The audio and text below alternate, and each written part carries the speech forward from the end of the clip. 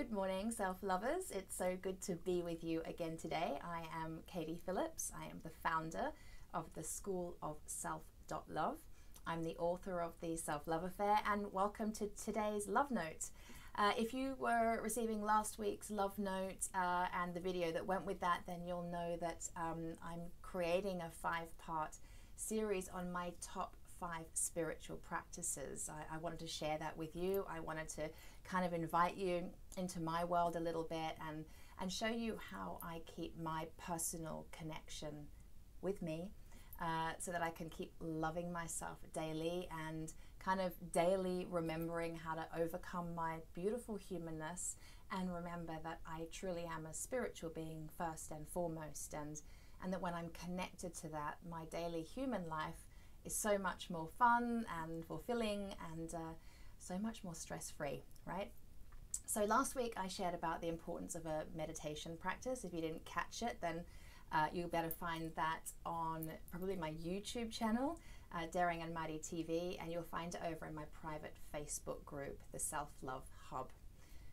Today though, my second most favorite spiritual practice is, well, it's around creating a loving environment. I mean, you are literally in my office right now. This is what it looks like. This is the vibe of it. Can you feel how serene it is? How light and bright it is? I've got my desk under it. You can't see it. There's a huge window just here with a view of the trees. It's got a really beautiful, calming, loving energy, and I've created that. I mean, it's got me in it. It's got my energy in it. I've brought me to this space. My work environment is really important to me, and my home environment is really important to me as well. So I'm all about creating the most yummy, nurturing, beautiful space to spend my time in. I mean, if my spirit is going to be here, it wants to be nurtured, it wants to be uplifted, it wants to be high vibe and energized, right? So that just takes a little bit of organization, a little bit of thinking, a little bit of feeling into, you know, what makes you feel good. Your environment is a massive piece around making you feel good. It has a massive impact. So today I would like to invite you to take a look at where you're spending your time, you know, whether it's an office or your home or wherever it is. Maybe it's the stables, maybe it's a yoga studio. I mean, I know I practice yoga most days, and my yoga instructor always makes the studio beautiful every morning. He puts out he floats fresh flowers in a bowl of water, and he lights incense, and he really kind of nurtures the space and brings his own beautiful energy to it. So when we come in as a class, it's just a beautiful feel, right? So whatever your work environment is, what could you do to make it a more loving and nurturing space? I can give you some ideas just here from my desk. I mean, beautiful flowers, always. I've got my candle going, True Grace, favorite candles. I'm always burning incense, and this is my favorite one. I don't know how to pronounce it. Nag Champa. I'm sure I'm probably saying that wrong, but it's my absolute favorite. I burn essential oils at the minute actually downstairs in my kitchen. I'm burning doTERRA. It's chia, so it's an uplifting blend. It makes me feel cheerful, and that's going in the kitchen right now. What else could you do? And what do I do? Music is massive, right? Playing music to support your mood, whether it's really like uplifting high vibe music or really chilled kind of meditative music, or maybe it's like a mood you desire to be into and you're not quite there yet. So play the music that's going to get you into that mood, right? What else?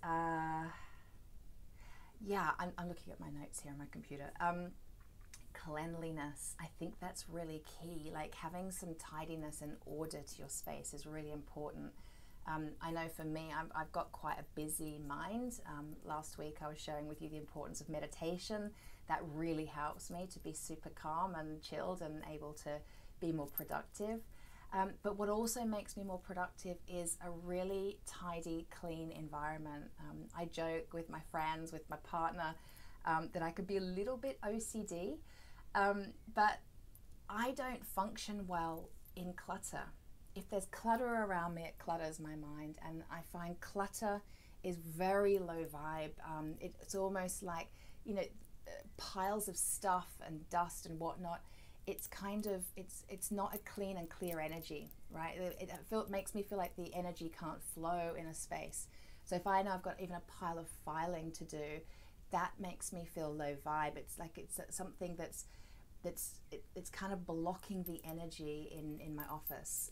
Same in the house. If it's not tidy, I'm not talking it has to be absolutely bloody pristine. I mean, you know, we've got 3 kids between us. The house ain't tidy all the time, especially on the weekends when we're all home.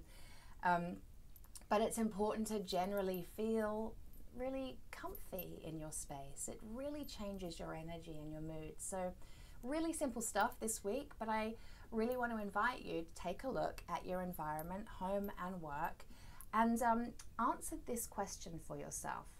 My spirit feels nurtured when ... Okay, so I've given you some ideas around what I do to nurture my spirit in my environment, but what could you be doing in your environment? Okay, so that's homework or home play, for want of a better word, for you this week. Sending you loads of love. Mwah. And I will see you next week with my 3rd tip on my favorite spiritual practices. Have a great week. Bye.